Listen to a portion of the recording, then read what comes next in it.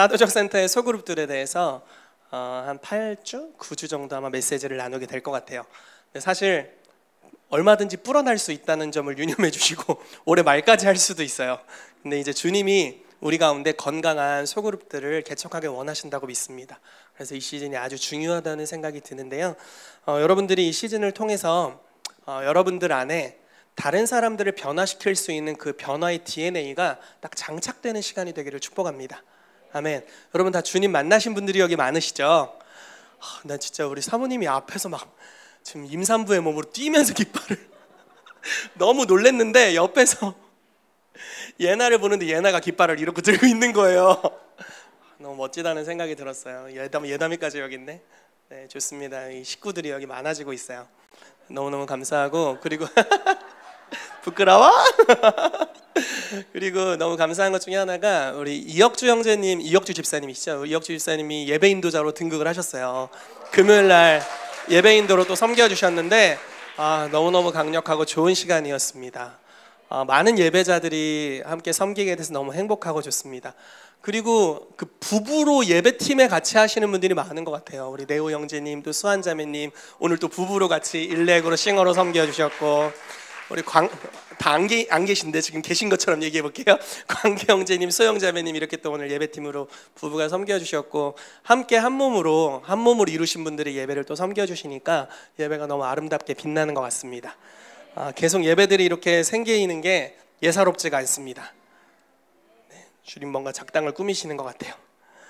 네, 하나님께서 이루시는 놀라운 새 일들이 이제 교회적으로 일어날 뿐만 아니라 이렇게 단체적으로 일어날 뿐만 아니라 여러분들 각자 개인에게 강력하게 풀어지게 되기를 예수 이름으로 축복합니다. 아멘. 자, 오늘은 두 번째 시간입니다. 작은 범위로 시작해야 하는 이유라는 주제로 메시지를 좀 나누도록 하겠습니다. 이런 시리즈로 저희가 좀 갈 거예요. 네. 그래서 오늘은 두 번째 시간입니다. 말씀을 같이 읽어볼게요. 창세기 1장 26절에서 28절. 아시는 분들은 아시겠지만 지지난주 본문이랑 똑같습니다. 모르시죠? 네. 네, 이러니까 설교할 용기가 나는 거예요. 했던 간증 또 할 수도 있고 했던 설교 또 할 수도 있어. 네, 좋습니다. 같이 읽어볼게요. 시작. 하나님이 이르시되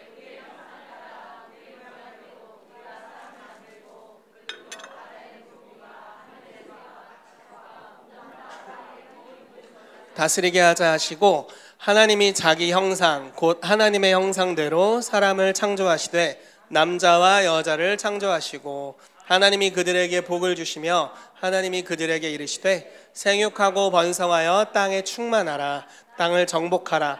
바다의 물고기와 하늘의 새와 땅에 움직이는 모든 생물을 다스리라 하시니라. 아멘.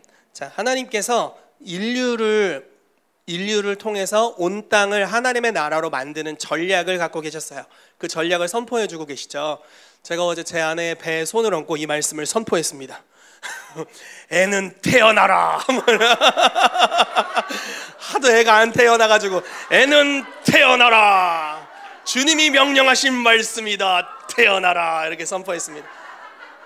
조만간 나오지 않을까 싶어요. 혼자 딸릴 것 같으면 같이 해주셔야 돼요. 둘째가 생겨야 될 것 같아요. 하나만 있으니까 너무 힘든 것 같아요. 말도 안 되는 소린가? 네, 아무튼 네, 당해보고 얘기해보고 싶습니다. 자, 어쨌든 창세기 1장 26절 28절 말씀에 하나님이 온 인류를 세상에 가득하게 하면서 하나님의 형상과 동일한 그 인류를 통해서 이 땅을 하나님의 나라와 같이 변화시키는 전략에 대해서 또 복을 주시면서 선포하십니다. 그런데 이 작전에 투입된 사람의 인원이 처음 몇 명이었을까요? 2명이에요. 남자와 여자를 창조하셨죠. 아담과 하와 두 사람으로 시작하셨어요. 어마어마하게 큰일인데 꼴랑 두 사람으로 시작했습니다. 여러분, 만약에 여러분들이 온 땅을 정복할 계획을 갖고 있으세요. 그럼 몇 명으로 시작하시겠어요? 만약에 원하는 숫자대로 할 수 있다. 한 100만 명, 200만 명 이렇게 하면 좀 더 쉽지 않을까요? 근데 하나님은 꼴랑 2명으로 시작하셨어요. 더 재밌는 건 노아 때 홍수가 일어났죠. 다 죽었어요. 8명 살아났습니다. 꼴랑 8명으로 시작하십니다. 그리고 온 땅이 다시 막 또 타락했어요. 그때 아브라함의 한 가정을 통해서 주님이 다시 시작하십니다. 그러니까 주님이 위대한 일을 시작하실 때는 항상 의도적으로 소수로 시작하시는 걸 볼 수 있어요. 이건 아마 목적이 있다고 저는 개인적으로 생각하는데요. 그래서 왜 소수로, 왜 작은 그룹으로 시작하는지에 대해서 오늘 말씀을 좀 나누고 싶습니다. 또 하나의 중요한 본문인데요. 요한복음 1장 14절 말씀 같이 읽어볼게요. 시작. 말씀이 육신이 되어 우리 가운데 거하심에 아버지의 독생자의 영광이요 은혜와 진리가 충만하더라. 아멘. 자, 예수님에 대한 말씀입니다. 하나님의 말씀이 육신이 되었대요. 우리 가운데도 이런 일이 풀어지게 되기를 정말 축복합니다. 하나님의 말씀이 우리 마음밭에 심겨져서 그게 우리 안에서 열매 맺고 자라나서 내가 곧 말씀이 되는 그런 역사, 이걸 가리켜 성육신이라고 말씀하고 있죠. 예수님은 하나님의 말씀을 전부 지켜내신 분이세요. 말씀이 육신이 되셨어요. 그런 역사가 저와 여러분들에게도 풀어지게 되기를 축복합니다. 그래서 저와 여러분들을 변화시키는 말씀들이 많아지게 되기를 축복해요. 그 성경 통독하는 반이 말라기까지 끝났다면서요? 대단한 것 같아요. 드디어 1년이 지났어. 우리 박수 좀 할까요? 네, 말라기까지 끝났다고 제가 이제 우리 사모님을 통해서 들었는데 너무너무 축하합니다. 성경을 그렇게 어떻게 전장을 다 묵상하면서 갈 수 있지? 참 놀라운 시간이라고 생각해요. 이런 일들에 더 많은 분들이 참여하게 되기를 축복하고요. 저도 다음부터는 좀 참여해볼까 생각하고 있습니다. 네. 너무 좋을 것 같아요. 저도 개인적으로 참여해야겠다는 생각이 듭니다. 그런데 이제 이런 하나님의 말씀을 묵상하는 것들이 실제로 마음에 새겨지고 그 말씀을 삶으로 살아내게 되는, 그래서 열매 맺게 되는 걸 이제 성육신이라는 표현을 합니다. 우리가 오늘 중요한 주제 중에 성육신이라는 주제가 있어서 이 부분에 대해서도 좀 다루도록 하겠습니다. 자, 요런 과정으로 오늘 메시지를 좀 나누도록 할게요. 하나님은 작은 그룹으로 시작하시고요. 또 하나님의 말씀이 마음에 뿌려지는 것에 대해서, 그리고 하나님의 말씀이 우리 가운데 성육신되는 영역에 대해서, 그리고 씨앗이 확장되는 것에 대해서, 변화의 DNA에 대해서 메시지를 나누도록 하겠습니다. 자, 하나님이 작은 그룹으로 시작하십니다. 말씀을 읽었죠? 이것도 한번 읽어볼까요? 창세기 9장 1절 시작. 하나님이 노아와 그 아들들에게 복을 주시며 그들에게 이르시되 생육하고 번성하여 땅에 충만하라. 아멘. 좀 더 많이 살려놓지. 좀 더 많이 살려놓지. 꼴랑 8명으로. 자, 왜 8명이냐면 노아 색시 그리고 셈, 함, 야벳 그 와이프들 이렇게 해가지고 8명이에요. 그래서 8이라는 숫자를 우리가 새로운 시작이라는 의미를 뜻하는 예언적인 숫자로 이야기하기도 하잖아요. 그래서 이 8명으로 하나님이 다시 새 시작을 하신 것을 볼 수가 있습니다. 왜 이렇게 조그맣게 하셨을까? 자, 창세기 12장 1절에서 3절 말씀 같이 읽어볼게요. 시작. 여호와께서 아브라함에게 이르시되 너는 너의 고향과 친척과 아버지의 집을 떠나 내가 내게 보여줄 땅으로 가라. 내가 너로 큰 민족을 이루고 내게 복을 주어 내 이름을 창대하게 하리니 너는 복이 될지라. 너를 축복하는 자에게는 내가 복을 내리고 너를 저주하는 자에게는 내가 저주하리니 땅의 모든 족속이 너로 말미암아 복을 얻을 것이라 하신지라. 아멘. 자, 이 말씀도 보면 노아 시대에 또 온 땅에 많은 사람들이 많은 죄를 지었습니다. 그리고 나서 하나님이 아브라함을 부르시죠. 한 가정, 아브라함만 불렀다기보다는 한 가정을 부르세요. 아브라함과 사라를 부르셨습니다.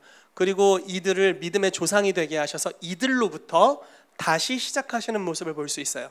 말라기 시대가 지나고 400년간 선지자가 없는 시대를 거쳤죠. 그리고 세례 요한을 보내시면서 예수님이 이 땅에 오셨습니다. 그리고 예수님이 몇 명으로 시작하시죠? 12명으로 시작하세요. 아주 적은 무리로 이건 아주 의도가 있는 거예요. 의도가. 왜 그렇게 할까요? 자, 우리가 요즘 이런 것들을 많이 봐요. 이제 교회가 이제 규모가 커지면 이제 오랫동안 사역하셨던 부목사님들을 이렇게 뭐라고 해야 되나? 분립개척이라고 해서 성도님들을 좀 떼드려요. 예를 들어 한 구역이 한 50명이다. 그럼 50명을 떼드립니다. 그리고 개척을 싹 해요. 그런 모습을 볼 수 있어요. 좋은 거라고 생각해요. 근데 주님은 새로운 일을 시작하실 때 작게 시작하세요. 자, 또 다른 예를, 이해가 필요하니까 또 다른 예를 들어드릴게요. 바울도 저는 이런 전략을 가지고 있었다는 생각을 합니다. 사도행전 19장에 보면은 바울이 에베소에서 복음을 증거한 이 스토리들이 나옵니다. 처음에 12명의 사람들을 만났어요. 어떻게 만났나 구체적으로 정황이 나와 있지는 않지만 이미 요한이 전하는 세례를 받고 요한이 증거한 복음을 듣고 예수님을 믿는 사람들이었습니다. 그 사람들을 만나서 그들에게 이렇게 얘기를 해요. 요한이 예수에 대해 증거했고 예수는 성령으로 세례를 주시는 분이다 라고 말하면서 기도하고 안수했더니 방언도 하고 예언도 하면서 성령 세례를 받은 12명의 무리가 생겼습니다. 그리고 나서는 뭐 어떻게 됐는지 몰라요. 후속 조치가 없었어요. 그리고 회당으로 갑니다. 회당에서 3개월 동안 바울이 하나님의 나라에 대해서 매주일, 그러니까 일주일에 한 번씩이었겠죠. 하나님의 나라에 대해서 메시지를 나누는 시간을 가졌습니다. 그렇게 되니까 어떤 일이 발생했냐면 반으로 딱 갈라졌어요.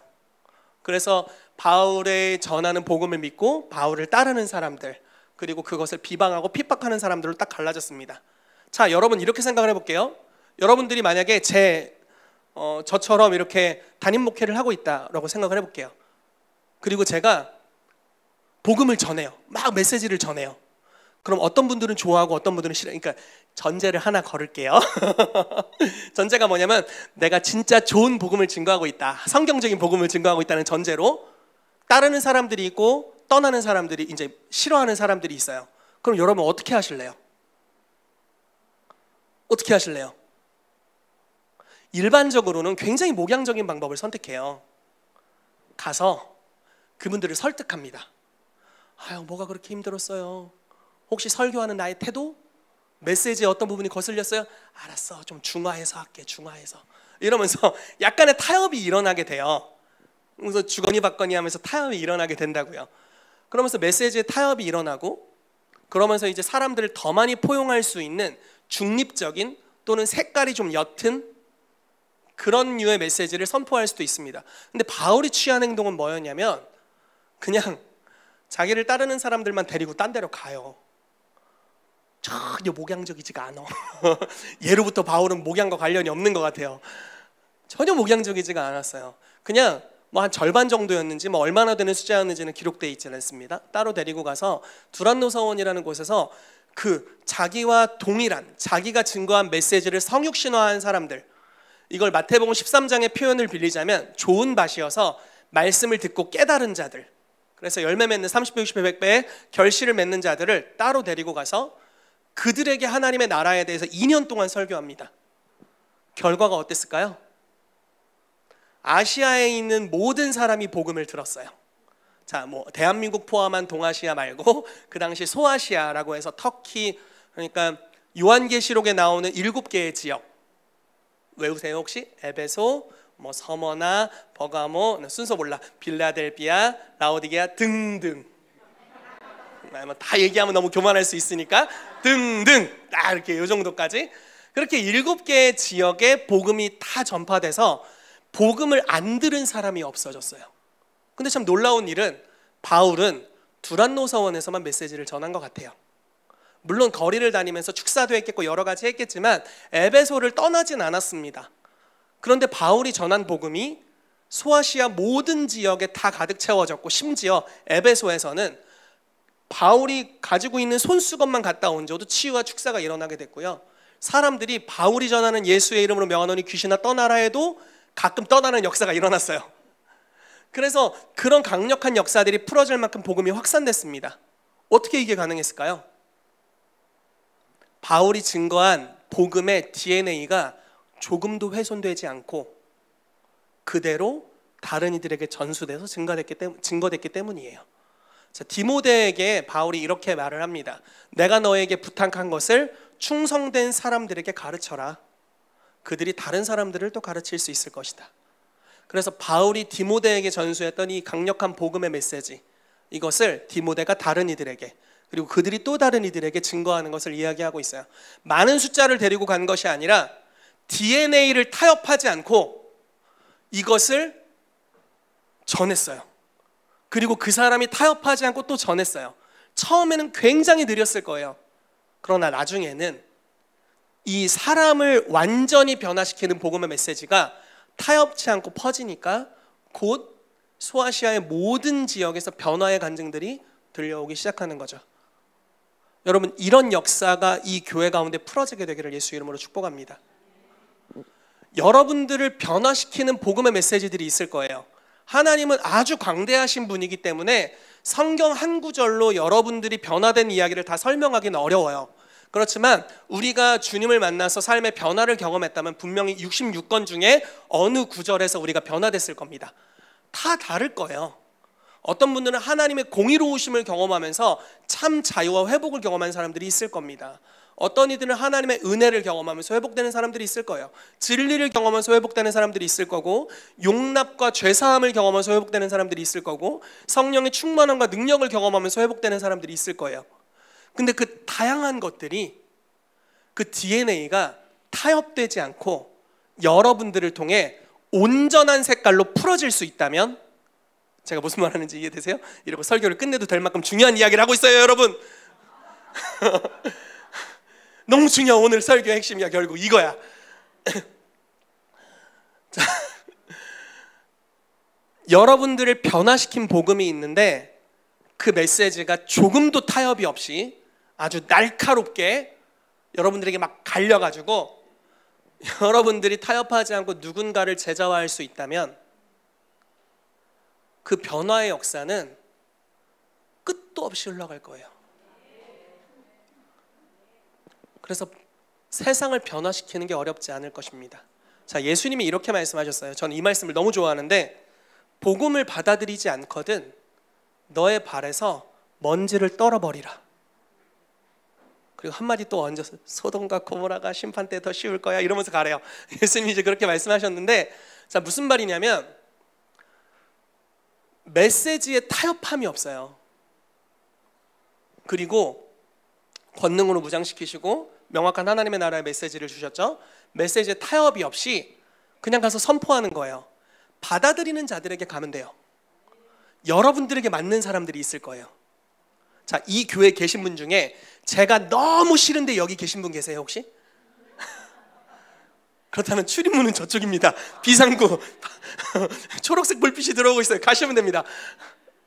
너무 힘들면 가시면 돼요. 근데 그렇지 않을 거예요. 아멘, 아멘. 그렇지 않을 거예요 아마. 그래도 어느 정도는 맞으니까 여기 함께 하시는 걸 거예요. 맞죠? 네, 굉장히 자신이 없어져요. 맞을 겁니다. 아멘, 아멘. 감사합니다. 네, 설교를 빨리 하라는 격려로 알고 진행하겠습니다. 그러니까 하나님이 내 삶을 변화시킨 메시지를 선포합니다. 그리고 그걸 성경적으로, 신학적으로, 효율적인 방법으로, 성경적인 방법으로 전하려고 노력을 해요. 그리고 그러한 것을 통해 변화를 조금씩 경험하고 있는 분들이 여기 있을 것이고요. 저를 변화시켰던 것과는 조금 다른 DNA가 여러분들에게 또 있을 거예요. 우리 가운데 공통분모가 있다면 또 다른 부분이 있을 겁니다. 예를 들어 성경을 암송하는 것들.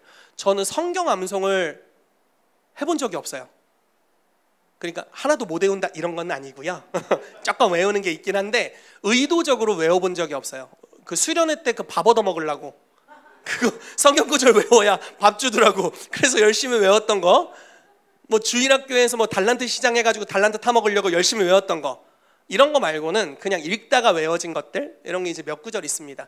그렇지만 암송은 저의 그 주 DNA는 아니었어요. 근데 이제 저희 아들을 선교원에 이제 보내려고 하는데, 그 선교원에 보내려면 엄마랑 아들이 성경 구절 몇 구절을 외워야 돼요. 아빠는 면제되어 있어요. 주여 이때를 위함입니다. 네, 저는 면제돼 있어요. 근데 이제 학교 들어갈 때는 다 외워야 된다고 하더라고요. 근데 이제 그 학교의 아이들은 그 성경 암송을 통해 변화돼요. 그 선교원의 아이들은 암송을 통해 변화돼요. 왜냐면 그 원장님, 그 교장 선생님이 그 DNA를 갖고 있어요. 저는 그것에 상당히 동의합니다. 내 DNA는 아니지만, 그리고 그걸 통해 내가 변화되진 않았지만 그 요소가 저에게 굉장히 필요한 걸 많이 느껴요. 그래서 요즘 아내가 이제 그 엄마들 모이는 카톡창이 있는데 거기에 거의 기계적으로 암송하는 스타일로 녹음이 하나 이게 파일이 올라와요. 그럼 그걸 플레이를 하면 어떤 일이 벌어지면 시편 1편 전편 말씀, 뭐 이러면서 말씀 선포 시작 이러면서 좀 제가 정확하게 외우진 않는데, 그러면 뭐 시편 복 있는 사람은 악인들의 꾀를 따르지 않, 뭐 이러면서 계속 이렇게 외우는 것들을 이렇게 연습을 하고 있습니다. 제 거는 아니에요. 되게 어색해요. 원래 잘 외우다가 그런 식으로 하려고 하니까 혀가 계속 꼬여요. 되게 못하는 것 같아 내가. 그런데 그 DNA를 인정하고 그게 저에게 너무 큰 도움이 되고 있어요. 어떤 분들은 그런 걸 통해 변화되신 분들이 있을 거예요. 그러면 그 여러분들의 검을 사용하셔야 돼요. 오늘 그 얘기를 하는 겁니다. 자, 어떤 분들은 저희 교회 왔을 때 처음에 이렇게 느끼시는 분들이 있어요. 내가 여태까지 배운 건 다 소용없구나. 예언이 최고였어. 그래가지고 막 하나님의 음성을 잘 못 들으니까 뭐 예전에 교회에선 내가 막 기고 날았는데 여기서는 막 쫄자가 된 것 같이 막 이렇게 기어다니시는 분들이 있는데 절대 그럴 필요가 없습니다. DNA가 각자 다른 거예요. 무슨 말인지 이해되세요? 그 이제 그것이 특화되어 있는 예언적인 그런 DNA가 강력한 분들이 있는 거죠. 이해되시죠? 무슨 말씀인지. 네, 아멘하고 진짜로 아멘이어야 돼요, 여러분. 진짜 아멘이어야 돼. 이게 여러분들을 변화시킨 독특한 하나님의 그 변화의 DNA, 속성이 분명히 있습니다. 그걸 이 교회가 어떤 특징이 있다고 하더라도 훼손하지 마세요. 아멘. 그것을 활성화시키게 되시기를 축복합니다. 바울이 가지고 있는 무기가 그거였어요. 나를 변화시킨 복음에 대해서 붙잡고 있었어요. 그래서 로마서 말씀에 2번이나 나의 복음이라고 선포해요. 그냥 예수 그리스도의 복음 이렇게 할 수 있잖아요. 근데 내 복음이에요. 나를 변화시킨 복음이거든요. 그래서 내 복음에 기록되기를 이러면서 선포를 하는 모습을 볼 수 있습니다. 여러분, 여러분들의 복음, 여러분들을 변화시킨 그 복음의 메시지의 범위가 더 넓어지게 되기를 축복해요. 아멘. 지금 여러분들을 변화시킨 영역이 있죠. 그렇지만 그게 더 넓어지게 되기를 축복합니다. 오늘 찬양을 하는데 제가 고린도후서 3장 말씀이 떠올랐어요. 자주 교회에서 기도하는 기도지만 이런 방식으로 떠올랐습니다. 예수님께서 죽으실 때 휘장이 찢어졌잖아요. 그러면 죄 문제를 주님이 해결하시고 이제 우리와 만나길 원하신다는 거예요. 문제는 이제 뭐냐면 죄가 문제가 아니에요. 내 앞에 수건이에요. 성경에는 완고함이라고 표현되어 있어요. 그거를 너희의 완고함이 수건이 돼서 오늘날까지 하나님과 너 사이의 교제를 막고 있다, 이렇게 표현을 하고 있습니다. 여러분, 이 완고함의 수건이 우리 가운데 사라지게 되기를 축복합니다. 우리가 수건이 제거되면 주님을 얼굴과 얼굴로 보게 된대요. 그러면 다 변화된대요. 그분과 같은 형상으로 영광에서 더 큰 영광으로 변화가 일어나게 됩니다. 근데 이 수건이 어떻게 벗겨지는 줄 아세요? 주의 영이 계신 곳에는 자유함이 있느니라, 이렇게 표현되어 있어요. 성령님 역사하시면 그 수건이 점차 벗겨집니다. 그럼 우리가 더 넓은 범위로 하나님을 경험할 수 있어요. 오늘 그 You are good 이거 찬양하는데 그 하나님의 선하심에 대해서 너무 감동이 되는 거예요. 하나님 너무 크시다, 진짜 좋으시다, 그리고 정말 다양하시다. 우리 색깔이 이렇게 다 다른데 우리를 다 품고 계시는구나, 그런 것들을 느낍니다. 여러분, 그 하나님의 다양하심을 경험하게 되기를 정말 축복합니다. 그래서 은사적으로 역사하시는 주님을 경험할 뿐만 아니라 또 복음의 말씀을 가지고, 기록된 말씀을 가지고 우리의 삶을 변화시키시는 주님, 때로는 극단적인 선교의 현장에서 사람들을 만나시고 변화시키시는 하나님, 어떤 때는 굉장히 부유한 나라 가운데서 모든 것이 풍성한 가운데 역사하시는 하나님, 굉장히 다양한 하나님의 속성들이 있죠. 이 모든 것들이 여러분들에게 풀어지게 되기를 예수 이름으로 축복합니다. 그래서 그 DNA를 지키게 되기를 축복해요.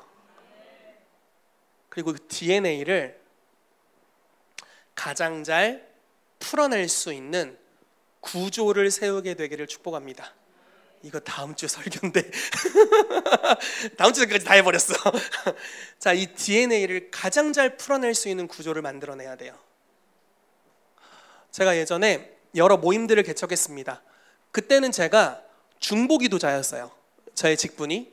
그리고 중보기도 은사가 엄청 활성화될 때였어요. 지금 저보고 중보기도자라고 하면 굉장히 비웃음을 많이 살 것 같아요. 기도를 옛날보다 너무 많이 못하기 때문에. 근데 옛날에는 기도를 많이 했고, 그리고 제가 중보기도자의 직분을 가지고 사역을 많이 했었습니다. 그때는 제가 어떤 모임을 개척한다 그러면 그냥 그 개척하는 모임의 형태는 그냥 딱 정해져 있어요. 중보기도 모임 하면 돼요. 그냥 정해져 있어요. 왜냐하면 중보기도를 통해서 내가 주님을 만났고 사람들이 변화되는 역사가 일어났으니까 그냥 중보기도 모임을 하면 됩니다.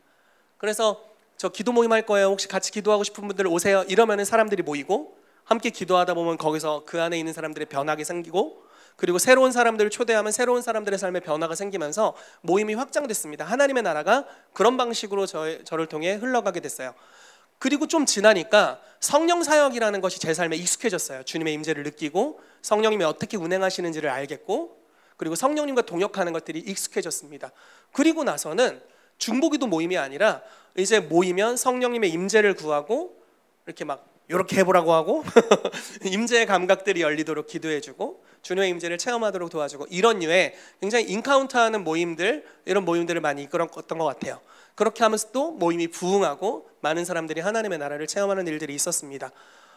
재작년부터는 이제 온라인에서 스쿨을 시작하게 됐죠. 제가 원래 예배 인도자 출신이어서 임재에 엄청 예민한 사람인데 온라인을 하니까 예배를 인도하면서 온라인 스쿨을 하기가 너무 어려운 거예요. 무슨 말인지 이해되세요? 그 줌이 지금은 이렇게 화면 공유하면 소리 공유해서 소리도 이쁘게 나가게 할 수 있고 할 수 있는데, 처음 줌은 그렇지가 않았어요. 기타를 치면 쟁쟁하면 이제 거기서 끼끼 이렇게 나와. 소리가 여기선 쟁쟁쟁쟁 이렇게, 거기 끼끼끼끼 이렇게 나와요. 그래서 이 연주를 할 수가 없는 수준의 그 음색이었습니다. 거의 이제 발성만 이렇게 담길 수 있는. 그래서 뭐 할 수가 없었습니다. 그래서 저의 스타일을 바꿔야 됐어요. 티칭 중심으로. 그래서 모임 어떻게 시작하는 줄 아세요? 사람들 들어오잖아요. 그럼 인사해요. 잠깐 인사, 아주 짧은 인사. 그리고 강의하겠습니다. 그럼 강의해요. 엄청 밋밋하고 재미없을 줄 알았어. 근데 무지하게 재밌더라고. 강의를 한 1시간 넘, 제가 한번 막 2시간 하기도 해요. 1시간을 합니다. 그리고 30분 동안 Q&A 시간을 가져요. 이제 제 안에 있었던 교사적인 DNA가 그런 식으로 쓰여지게 되더라고요. 그래서 우리 질의응답 시간을 갖고 그 뒤에 소그룹을 하면서 활성화를 하면서 이런 티칭들을 풀어내니까 하나님이 저에게 주신 것들을 가장 잘 풀어낼 수 있는 구조를 만들다 보니까, 타협하자고 이런 걸 만드니까 이게 잘 흘러가기 시작하는 거예요. 자, 무슨 얘기하는지 이해가 되시죠? 하나님이 왜 큰 일을 시작하실 때 저희가 이제 사도적 센터로서 하나님의 나라를 확장하는 것에 대한 이야기를 하는 겁니다. 이건 원대한 비전이에요. 그리고 온 땅을 변화시킬 수 있어요. 그런데 이 일을 하는 데 있어서 소그룹으로 시작하라라는 거예요. 어떤 소그룹으로 시작해야 되냐? DNA를 훼손하지 않는 소그룹으로 시작하라는 거예요. 그래서 여러분들과 다른 DNA를 가진 사람들과 처음에 같이 가지 마세요. 무슨 말인지 이해되세요? 여러분들이 세면 상관없어. 이끌어갈 수 있으면 상관없어요. 근데 질질 끌려다니는 스타일이다. 그럼 혼자 하세요. 혼자. 혼자. 그래서 여러분들을 변화시킨 하나님의 능력이 부각되고 드러날 수 있도록, 그 나의 복음이 증거될 수 있도록 그렇게 가셔야 된다는 이야기를 주구장창 하고 있는 것입니다. 네, 말씀을 같이 또 읽어볼게요. 마태복음 13장 18절에서 23절 말씀입니다. 같이 읽어보겠습니다. 시작.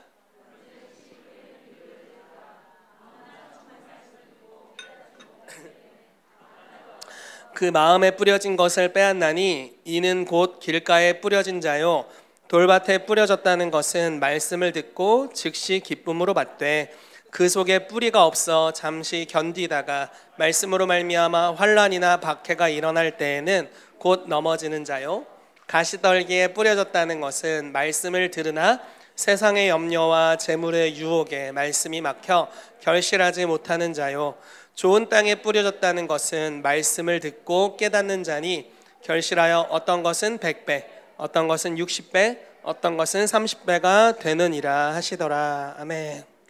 자, 하나님의 말씀이 우리의 삶에 심겨집니다. 그러면 우리 삶에서 많은 열매를 맺게 돼요. 만약에 우리가 좋은 밭이라면요. 여러분들이 좋은 밭이 되기를 정말 축복합니다.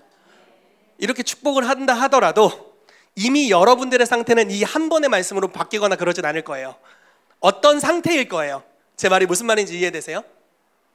좋은 밭이 되기를 축복합니다 하더라도 갑자기 막 나쁜 밭이 좋은 밭이 띵 되는 게 아니라 어떤 그 상태일 거예요. 그 가시밭과 좋은 밭의 중간, 아니면 돌짝과 길가의 중간, 아니면 뭐 좋은 밭, 뭐 이렇게 약간 그 상태일 겁니다. 근데 좋은 밭이 될 수 있는 방법을 성경은 말씀하고 있어요. 무엇을 말씀하냐면, 자, 그냥 이 말씀을 액면 그대로 보세요. 23절, 좋은 땅에 뿌려졌다는 것은 말씀을 듣고 깨닫는 자니. 여러분들이 만약에 말씀이 딱 들려지고 말씀을 읽는데 딱 깨달아진다, 이 말씀이 지식 차원이 아니라 계시가 돼서 믿어지고 그것이 나로 말미암아 행동이 나오게끔 나를 변화시키고 있다. 아, 좋은 밭이에요. 잘하고 계십니다. 잘하고 있어요. 그러나 아무리 읽어도 아무리 들어도 나쁜 열매만 삶에 나타나고 있다. 내 마음은 괴롭고 관계는 괴롭고 내 삶도 괴롭고 내 모든 삶의 영역이 괴롭다. 그러면 혹시 조금 안 좋은 밭일 수도 있어요. 누굴 비판하거나 판단하는 건 아니에요. 근데 그럴 수 있어요. 그러면은 어떻게 해야 되냐면 마음을 파내려 가야 합니다. 저희가 이것에 관한 메시지를 많이 나눴죠. 마음을 파야 돼요. 어떻게 파냐? 성령님이 역사하시면 여러분들의 마음을 파내려 가실 거예요. 저희 아들이 요즘 포크레인 엄청 좋아합니다. 포크레인 좋아하는데 주님이 포크레인을 보내셔서 우리 마음의 딱딱한 부분들, 그래서 꽤 괜찮아 보이는 모습이죠. 딱딱한 땅. 그런데 그 안에 예수님이 아주 심한 말씀을 하셨어요. 바리새인들에게 너희 마음이 평토장한 무덤과 같도다, 이렇게 표현했어요. 무슨 말이냐면 그냥 멀쩡해 보이는 길이에요. 밭이에요. 그냥 멀쩡해 보여요. 평평해, 괜찮아 보여요. 근데 속에 시체가 있대요. 보통 무덤 이렇게 돼 있잖아요, 우리나라는. 근데 평토장한 무덤, 평평한 무덤 같대요. 너 멀쩡해 보이지만 사실 속에서 시체 썩은 내나, 이렇게 말씀하시는 거예요. 어떤 면에서는 우리가 교회에 빵긋 웃고 왔을 수 있지만 무리하는 걸, 너 무리한다 이태가 정신 차려, 네, 이렇게 웃고 왔을 수 있지만 우리 마음이 평토장한 무덤 같을 수 있어요. 그렇죠? 그럴 때 주님은 그냥 그 자체를 비판하거나 비방하시는 게 아니라 살 수 있는 길들을 마련하십니다. 그것이 바로 마음을 파내려 가는 작업이에요. 그게 누가복음 6장 말씀, 제가 여기서 다 거론할 수는 없지만 누가복음 6장에 40 몇 절에 기록되어 있어요. 암송에 약해. 40 몇 절에 기록되어 있습니다. 그래서 마음을 파내려 가고 주추를 반석 위에 세우는 것에 대해서 말씀을 하고 있어요. 성령님이 임하시면 마음을 드러내세요. 파내려 가십니다. 우리의 과거를 파내려 가시고요, 그 표면적으로 말하는 것 이면에 있는 것들을 발견하게 하세요. 그래서 이렇게 파내려 가다 보면 그 평토장한 무덤 같은 경우는 시체도 있고 남을 미워한 것들이 있고 숨겨진 죄들이 있겠고, 그런 것들을 의도적으로 주님께서 터치하시고 건디셔서, 근데 그 유쾌하진 않아요. 그렇죠? 전혀 유쾌한 건 아니에요. 예를 들어 이런 거예요. 부자 청년이 예수님한테 왔어요. 어떻게 하여야 구원을 얻겠나이까? 계명을 지켜라. 계명 다 지켰는데요. 그래, 네가 가진 모든 것을 팔아 가난한 자들에게 주고 너는 나를 따르라. 자, 이 청년의 정의가 뭐예요? 부자 청년이에요. 아마 모르겠어요. 자수성가했든지 원래 부자였든지 재물을 굉장히 의지하고 있었던 것 같아요. 근데 주님이 그냥 안 넘어가는 거예요. 성경에 보면 그를 사랑하심으로 이렇게 돼 있어요. 사랑하시면 찔러요. 그 연약한 부분, 쓴 뿌리가 있는 부분을 찔러요. 드러내세요. 그리고 평소 같지 않은 모습이 튀어나오게 하세요. 내가 열심히 체면치레한 것으로는 가릴 수 없는 것들이 튀어나오게 하세요.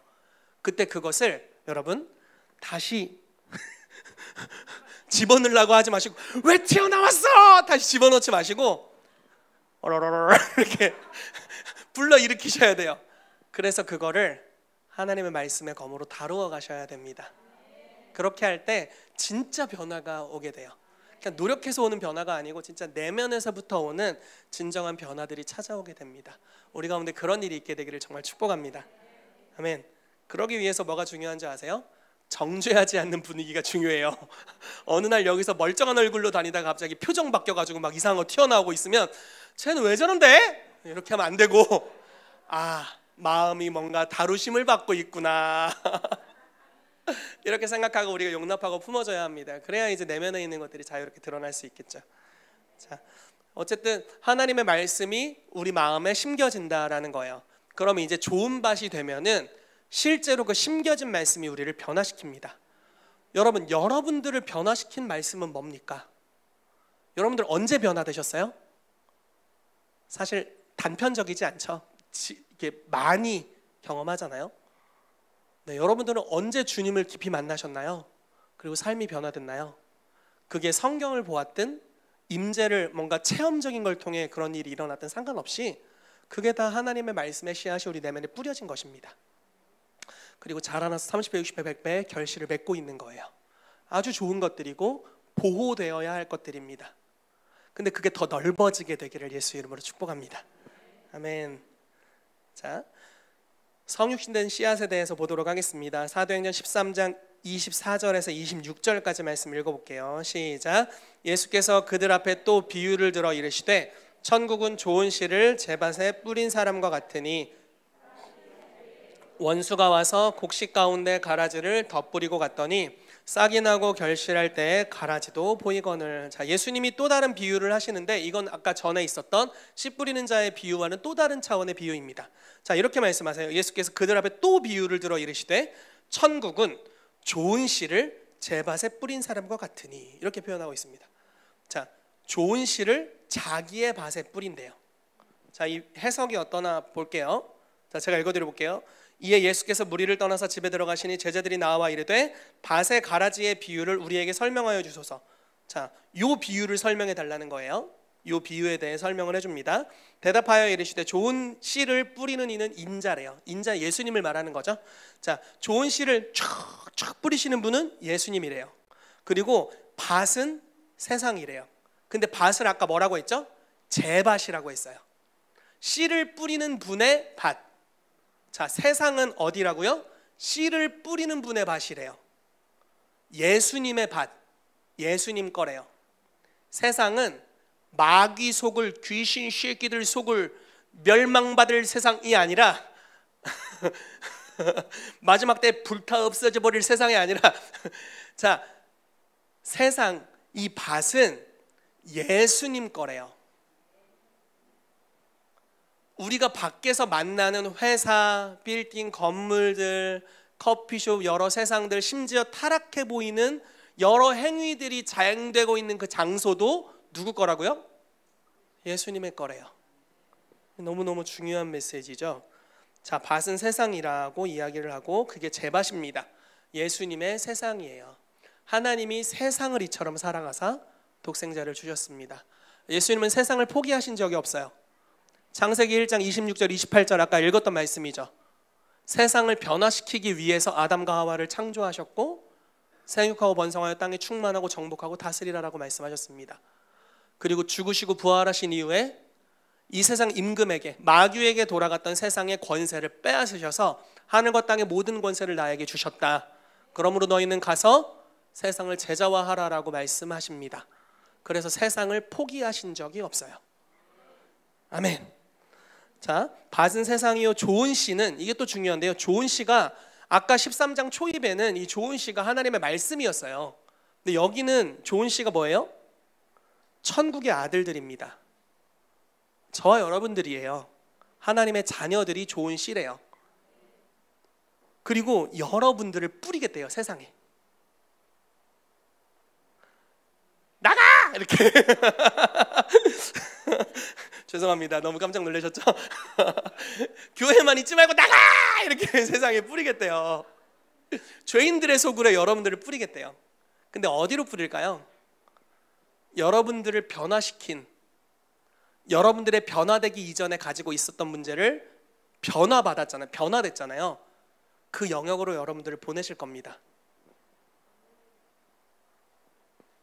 그래서 여러분들을 변화시킨 그 요소가 여러분들이 파송되는 영역에 그들에게도 복음이 될 거예요. 여러분들은 그 영역에 특별한 기름 부으심과 능력을 가지고 있습니다.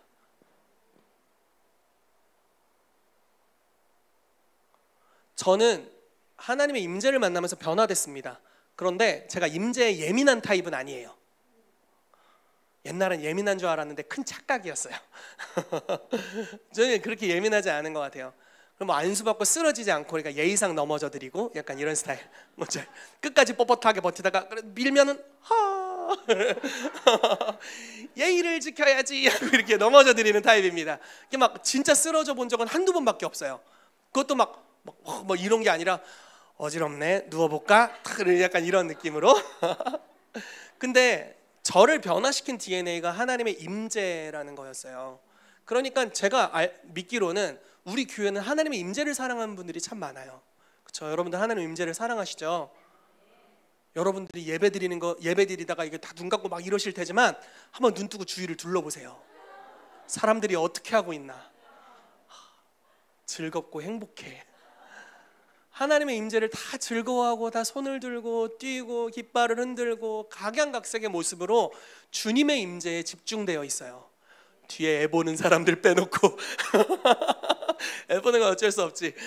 다 임재에 집중되어 있어요. 얼마나 좋은지 몰라요. 이 교회가 하나님의 임재를 사랑하는 사람들의 모임이에요.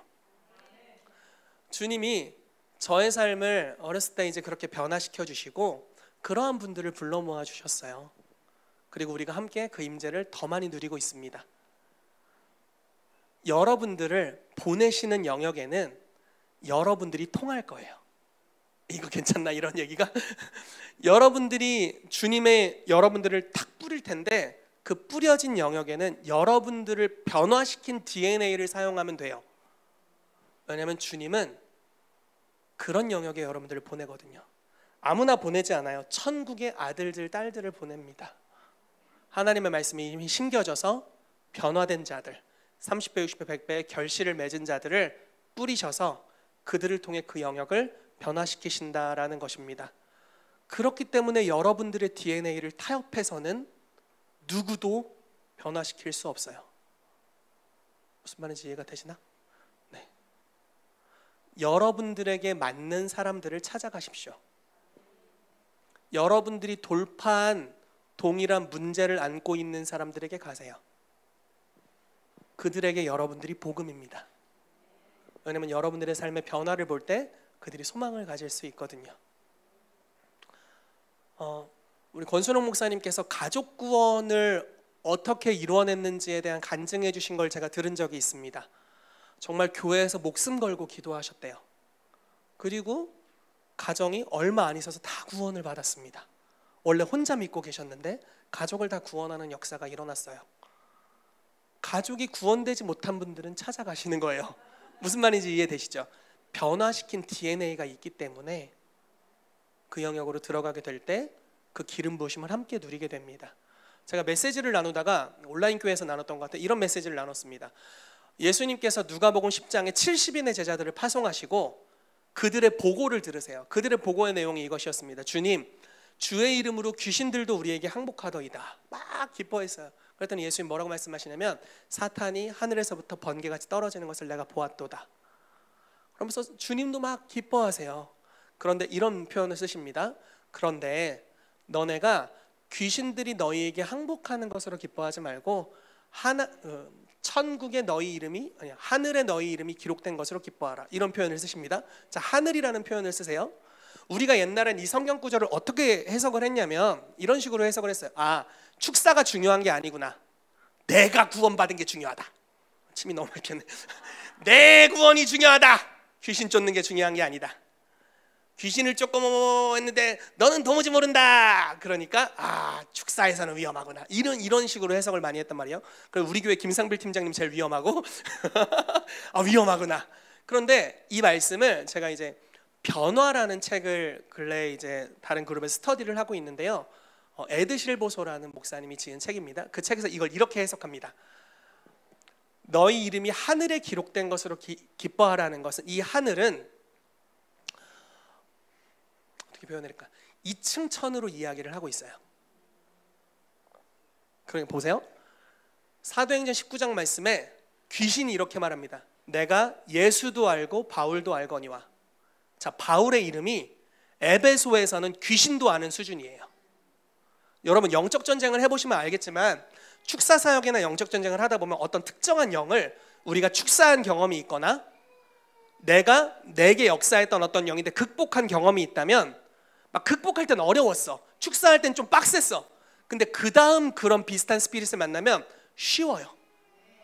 그냥 내가 딱 가는 것만으로도 내가 빨리 갈게 약간 이런 수준이 됩니다. 왜냐하면 한번 이겨내면 그 이름이 하늘에 기록되는 것 같아요. 이걸 이런 식으로 해석을 하더라고요. 뭔 얘기를 하다 여기까지 갔는지 까먹었다. 아무튼 뭔 얘기를 하다 여기까지 갔지? 네. 뭔가 스토리가 있었는데, 네. 그래서 그 어떤 영역의 문제를 여러분들이 극복했어요. 그러면 동일한 수준의 문제를 겪는 분들을 도울 때는 여러분들의 이름이 그 영역의 하늘에 기록되어 있기 때문에 아주 쉽게 진행이 될 겁니다. 제가 방언을 받는 데는 오랜 시간이 필요했어요. 근데 요즘 우리 교회에서 방언 받기가 아주 쉬워요. 쉬워. 본인만 원하면 돼요. 무슨 말인지 이해되시죠? 그러니까 본인만 마음이 열려 있으면 돼요. 그리고 우리 함께 기도할 수 있는 시간만 있으면 가능합니다. 너무 쉬운 게 됐어요. 왜 그렇죠? 이미 여기 극복한 사람들이 너무 많아. 받고 싶었는데 받았어. 그런 사람들이 너무 많아. 그러니까 이제 이 무리 가운데 들어오면 쉽게 열리는 거죠. 하나님의 음성을 너무 듣고 싶었어요. 근데 이제 들어. 극복했어. 어떤 수건들이 있었는데 그걸 다 찢어버렸어. 그리고 그런 사람들이 여기 많아요. 그러니까 이 그룹 안에서 하나님의 음성 듣는 게 아주 쉬워졌죠. 그런 역사들이 풀어지는 거예요. 이름이 하늘에 기록되었어요. 귀신들이 여러분들에게 예수도 알고 너네도 안다 이렇게 얘기하게 되기를 축복합니다. 귀신들에게도 유명한 이름이 되시기를 바라요. 여러분들이 변화된 그 영역에 여러분들이 권세를 가지고 있습니다. 여러분들을 변화시킨 천국의 말씀, 그 말씀을 가지고 있는 자를 성육신 되었다고 성경은 표현하고 있습니다. 그리고 천국의 아들들이라고 이 말씀에는 표현하고 있어요. 천국의 아들들은 그 동일한 문제를 가지고 있는 자들의 삶에 파송됩니다. 그리고 그들의 이름이 하늘에 기록되어 있기 때문에 여러분들의 싸움에서 쉽게 승리하는 역사가 풀어지게 될 것입니다.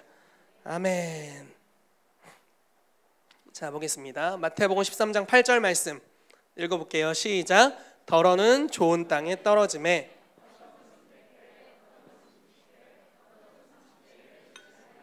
아멘. 자, 이 말씀을 제가 이렇게 해석하는 말씀을 들은 적이 있습니다. 이게 30배가 곱하기 30이 아니다. 2의 30제곱이다. 장난 아니죠? 여러분 2의 30제곱이면 얼마인 줄 아세요?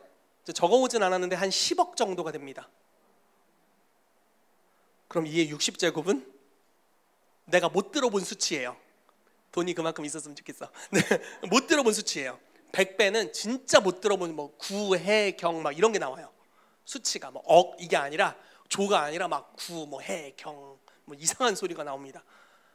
그런 단위로 가게 돼요. 자, 이게 무슨 말이냐면 한 사람의 삶만 예수 그리스도의 DNA로 변화돼도 한 사람만 100배의 열매를 맺어도 온 인류 다 구원할 수 있어. 결국 무슨 이야기를 하는 겁니까? DNA가 중요하다는 이야기를 하는 거예요. 여러분 이런 얘기 들어보신 적 있나요? 옛날에 오카는 목사님께서 평신도를 깨운다는 그 메시지를 이제 선포하시면서 제자 양육을 시작하셨는데 기준이 너무 까다로웠대요. 그래서 1회 딱 모집을 했는데 8명인가 10명이 모였답니다. 1회 졸업생이 몇 명이었는 줄 아세요? 다 떨어졌대요. 보통 그 정도 되면 2회 때 어떻게 할까요? 기준을 낮추겠죠. 목사님 안 그러셨대요. 기준 그대로 2회 모집했어요. 한 명 딱 졸업했대요. 사모님. 사모님 대단하시지. 그리고 그 다음부터 졸업생들이 조금씩 늘었대요. 기준은 아주 높고 까다롭고, 근데 그걸 경험한 사람들이 계속 변화가 일어나는 거예요. 변화된 사람이 또 다른 사람을 변화시키는 역사가 지속적으로 일어나면서 지금의 사랑의 교회 그 제자 양육의 모델이 된 겁니다. DNA가 중요합니다. 여러분들을 변화시킨 DNA가 중요합니다. 자, 그 방식을 디모데후서 2장 2절 아까 제가 말씀드렸는데 읽어볼게요. 시작. 내 아들아, 그러므로 너는 그리스도 예수 안에 있는 은혜 가운데서 강하고 또 내가 많은 증인 앞에서 내게 들은 바를 충성된 사람들에게 부탁하라. 그들이 또 다른 사람들을 가르칠 수 있으리라. 아멘. 자, 디모데에게 말씀하는 거죠. 내가 너에게 내가 많은 증인 앞에서 내게 들은 바를 충성된 사람들에게 부탁해라. 그들이 또 다른 사람을 가르칠 수 있을 거다라고 말하면서 그 복음의 메시지를 계속 전수하는 것에 대해서 이야기합니다. 여러분, 대중이 중요하지 않습니다. 소수가 중요합니다. 하나님의 말씀의 DNA를 가지고 있는 사람이 중요합니다. 만약에 여러분, 저희 교회는 아주 독특한 색깔을 가진 교회죠. 대놓고 신사독 교회라고 얘기하는 독특한 교회입니다. 그리고 오중사역을 인정하고 사도선지자를 인정해요. 성령의 모든 은사가 풀어지는 걸 인정하고요. 앞에서 깃발을 흔들든 춤을 흔들든 전혀 말리지 않습니다. 춤을 흔들어? 네. 춤을 추든 전혀 말리지 않아요. 그 너무 아름다운 모습이니까. 성령님이 역사하시는 모든 것들을 주님께 이런 말씀 죄송하지만 허락해드리려고 노력합니다. 허락이라는 단어 자체가 너무 죄송한 말씀인데, 아무튼 주님이 행하신다고 느끼는 모든 것들이 가한 교회가 되려고 노력을 합니다. 그래서 공격이 많죠. 타협하라는 이야기가 너무 많아요. 꼭 예언을 해야 하냐? 꼭 치유를 꼭 사도라고 해야 되냐? 꼭 해야 됩니다. 꼭 해야 됩니다. 이렇게 하고 왔어요. 너무 감사하게도 지금 오중사역이 풀어지고 많은 분들이 이 안에서 훈련되고 좋은 열매들이 성도님들의 삶에 나타나고 있습니다. DNA를 타협하지 않았기 때문에 올 수 있었어요. 안 그러면 어려웠겠죠. 네. 여러분들을 변화시킨 DNA가 있습니다. 그걸 타협하지 마십시오. 그리고 여러분들을 변화시키는 영역이 더 넓어지게 되기를 축복하고요. 그 DNA를 가장 활성화할 수 있는 사람들을 만나세요. 동역자들을 만나시고 그 DNA를 가장 잘 풀어낼 수 있는 구조를 만드십시오. 보통 소그룹 모임을 하면 짜주잖아요. 위에서 예배 순서지 짜주잖아요. 우리는 그런 거 없어요. 그런 거 제일 힘들어해요. 제발 나한테 아무것도 짜주지 않고 네 맘대로 하라고 했으면 좋겠는 스타일이에요. 제가 부교육자 생활할 때 그런 스타일이었습니다. 희택전사 알아서 해. 너무 좋아. 완전 내 스타일이야. 그냥 알아서 하는 거야. 그럼 진짜 저도 그런 스타일을 좋아합니다. 알아서들 하세요. 여러분들의 DNA에 맞는 것들, 여러분들을 변화시킨 그 모임의 색깔, 그것을 소그룹의 틀로 만드세요. 여러분들이 암송을 통해 변화됐다면 그 그룹에서 암송을 하실 수 있어요. 그렇죠? 성경 공부가 여러분들의 주특기라면 그걸 또 사용할 수 있습니다. 예언 사역이 주특기면 그렇게 하시면 돼요. 중보기도 사역이 주특기면 그렇게 하시면 됩니다. 여러분들을 변화시킨 또는 여러분들의 가운데 있는 은사를 가장 잘 활용할 수 있는 구조를 만드세요. 어설프게 이것저것 붙일 필요가 없어요. 아주 원색적으로 여러분들을 변화시킨 그 DNA의 색깔을 사용하시면 됩니다. 이제 마무리를 해야 될 텐데, 제가 예전에 그리스도 안에서 이런 충만한 교제를 나누는 것에 대한 즐거움을 하나도 모르던 때가 있어요. 제가 고등학교 때 평택에 있는, 제가 그때 이제 구세군이었습니다. 평택에 있는 구세군 교회를 갔습니다. 어떤 집회를 하는데 베이스 기타를 쳐달라고 하는 거예요. 거기 이제 우리식으로 말하면 전도사님께서 이제 베이스를 섬겨달라고 이제 요청이 오셔서 베이스 기타를 쳐주러 고등학생이 평택을 갔습니다. 그래서 열심히 베이스를 섬기는데 이제 막 한 일주일 정도 그 전도사님 집에서 지냈어요. 근데 그분이 막 기도를, 그러니까 그때 저는 엄청 기도 많이 하는 스타일이었는데 기도를 많이 하지도 않아, 성경도 안 봐. 그분 집에 갔더니 만화책만 이만큼 쌓여 있어요. 전도사님인데, 근데 그분이 뭐를 얘기해 주냐면 그리스도 안에서 하는 교제는 성령의 교통하심이 일어난다, 이런 걸 얘기해 주는 거예요. 그 전까지는 뭐 교제가 뭐가 중요해, 골방 가서 하나님 만나야지, 이런 스타일이었단 말이에요. 근데 그분이 나 만화책 원래 엄청 좋아하니까 만화책 같이 보면서 같이 교제하고 대화하고 하는데 내가 여태까지 경험하지 않은 스타일로 하나님의 충만함을 경험하게 되더라고요. 너무 행복했어요. 만화책으로 충만하고 이건 아니고 신앙적인 이야기들을 나누는데 다른 사람과의 교제를 통해서 이렇게 성령 충만해질 수 있네? 이거를 경험하게 됐어요. 그래서 제가 경험하지 못했던 DNA 하나가 제 삶에 임하게 됐습니다. 제가 제 아내와 결혼한 이유는 소통이 잘 되기 때문이에요. 이런 소통, 성령 안에서의 교제의 DNA가 이제 제 삶의 DNA가 됐고, 저희 가족의 DNA가 됐고, 저희 교회의 DNA가 된 줄로 믿습니다.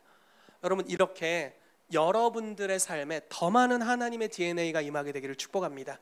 그리고 그것을 가장 잘 풀어낼 수 있는, 여기 만화책이 있으면 어떻고 여기 뭐 게임기가 있으면 어떻습니까? 여러분들을 변화시키는 하나님의 능력이, 여러분들을 변화시키는 하나님의 능력이 여러분들을 통해 세상 가운데 드러나게 되기를 축복합니다. 같이 기도하겠습니다. 이 시간 우리가 좀 주님께 감사 기도로 먼저 좀 나아갔으면 좋겠어요. 저와 여러분들을 만나신 하나님에 대해서 우리가 좀 감사하는 기도를 드렸으면 좋겠습니다.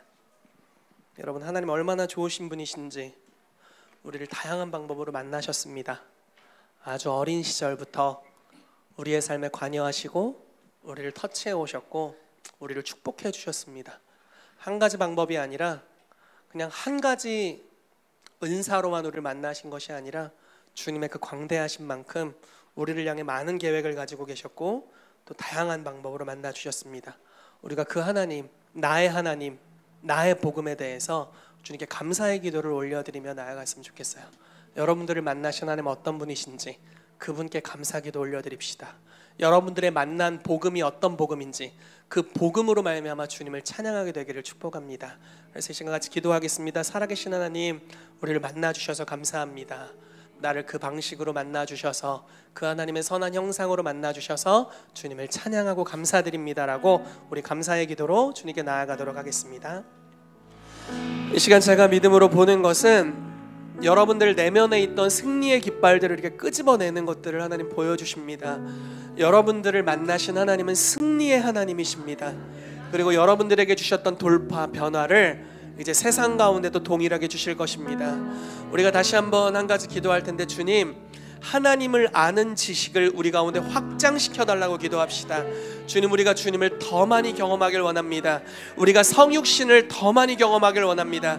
더 많은 하나님의 말씀이 더 우리의 내면에 심겨져서 30배, 60배, 100배의 결실을 맺기를 원합니다. 그래서 우리의 형상이 주님의 형상과 동일해지도록 우리를 확장시키시고 우리를 더 많이 변화시켜 주시옵소서. 여러분, 이 변화의 시작이 여러분들을 이미 만나주신 하나님으로부터 시작되는 것입니다. 그 하늘의 역사를 존중할 때 영역이 확장될 것입니다. 우리 같이 기도하며 나아가도록 하겠습니다. 우리 마지막으로 한 가지 같이 기도하겠습니다. 어떤 분들은 나는 리더십의 은사가 없기 때문에 나는 어떤 소그룹을 하거나 다른 사람들을 변화시키는 일을 할 수 없어 라는 생각을 가질 수도 있습니다. 그렇지만 여러분, 리더십은 내가 변화됐다면 그 DNA 자체가 리더십입니다. 왕의 DNA이기 때문에, 구주의 DNA이기 때문에 그 DNA로 동일한 영역에 있는 누구라도 변화시킬 수 있습니다. 제가 지금 듣는 것은 하나님께서 여러분들에게 용기를 주길 원하신다는 말씀을 듣고 있습니다. 여러분들이 일어나길 그러니까 지금 자리에서 일어나는 게 아니라 여러분들의 내면에서 일어나길 원하신다고 느낍니다. 그래서 여러분들이 하나님의 그 승리의 깃발, 나를 변화시킨 복음의 승리의 깃발을 들고 세상에 뿌려져서 그 영역에 영향력을 발하는 자들이 되길 원하신다는 감동이 있습니다. 그래서 이 주제로 우리 마지막으로 같이 기도합시다. 주님, 나에게 용기를 주시옵소서. 나를 변화시키신 하나님이시라면 동일한 영역에 있는 다른 사람들도 변화시킬 수 있음을 믿습니다. 주님, 나를 사용해 주시옵소서. 나를 통해서 세상을 변화시켜 주시옵소서. 동일한 영역에 있는 사람들이 주님을 만나게 해주시고 삶이 변화되도록 나를 사용하여 주시옵소서. 우리 주의 이름을 한번 크게 부르고 같이 통성으로 기도하겠습니다. 주여! 살아계신 아버지, 감사합니다. 우리의 삶을 변화시킨 그 주님의 하나님, 주님의 말씀으로 말미암아 감사합니다. 그리고 그 역사하신 성령님, 그 역사하신 하나님의 귀한 형상을 우리가 이 시간 자랑합니다. 주님은 나의 승리의 깃발이 되십니다. 주는 나의 자랑이 되십니다. 나를 변화시키신 주님, 이제 천국의 속성 중에 하나인 그 누룩같이 번지는 속성으로 말미암아서 우리를 변화시킨 DNA가 이제 나를 한 사람 변화시키셨지만 이제 30배, 60배, 100배로 변화시키는 역사가 우리의 삶에서 풀어지도록 주여 일하여 주시옵소서. 그래서 주님이 작게 시작하신 작은 변화를 주신 이 겨자씨 같은 작은 한 알의 씨앗이 땅에 심겨져서 나물들보다 커져 큰 나무가 되어 많은 새들이 깃드는 영향력의 나무가 되도록 주여 우리를 사용하여 주시옵소서. 지금은 우리 주 예수 그리스도의 은혜와 하나님 아버지의 사랑하심과 성령님의 교통하심이 오늘 우리를 변화시킨 하나님, 그리고 수건을 벗은 얼굴로 지속적으로 주님을 바라보길 원하는 킹스빌리 교회 모든 성도들의 삶 위에 이제로부터 영원까지 함께 있을지어다.